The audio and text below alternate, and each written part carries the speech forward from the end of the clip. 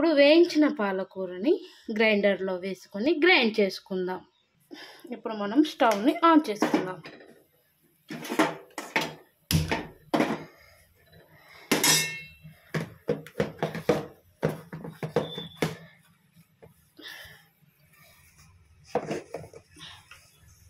నూనె పోసుకొని నూనె కాగేదాకా వెయిట్ చేద్దాం.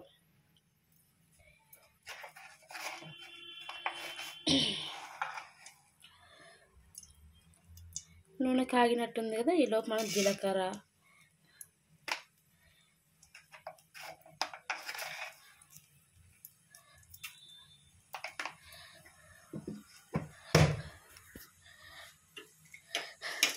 వేగిన తర్వాత కట్ చేసుకున్న ఆనియన్స్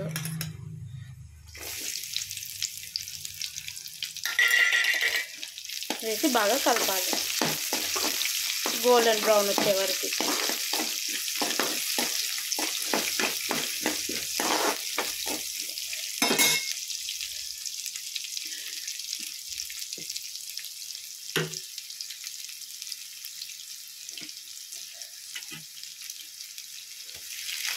కరివేపాకు,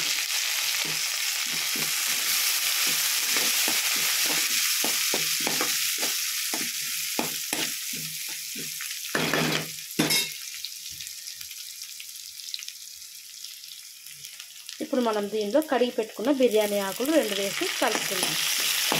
బిర్యానీ ఆకులు వేసుకుంటే మనకు చాలా టేస్ట్గా వస్తుందండి పాలక్ పన్నీరు. ఇప్పుడు మనం గ్రైండ్ చేసుకున్న పాలకూరను ఇందులో వేసుకుంటున్నాం. వేసుకున్నాక బాగా కలపాలి, నూనెలో కలిసేటట్టు. అది పచ్చి వాసన పోయే వరకు కొంచెం వేగనిద్దాం.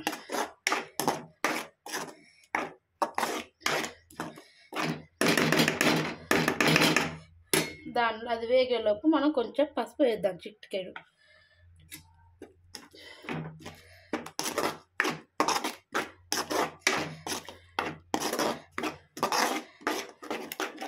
ఇప్పుడు మనం పోపులో ఏమేమి వేసుకున్నామంటే జీలకర్ర, బిర్యానీ ఆకులు, ఆనియన్స్, కర్రీ లీవ్స్ వేసుకున్నామండి. వేసి కాసేపు ఇలా మనకి నూనె దగ్గర అయ్యే వరకు వెయిట్ చేద్దాం.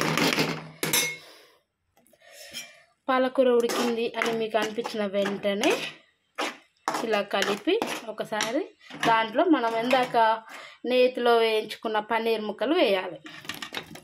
నెయ్యి అయితే నెయ్యి, బటర్ అయితే బటర్.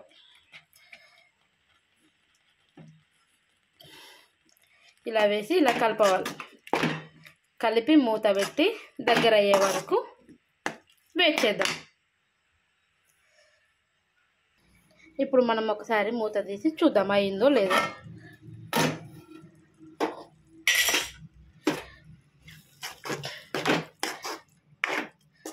ఇలా దగ్గరికి అయ్యాక స్టవ్ బంద్ చేసి మనం రైస్లో కానీ చపాతీలో కానీ పెట్టుకొని తినడమే.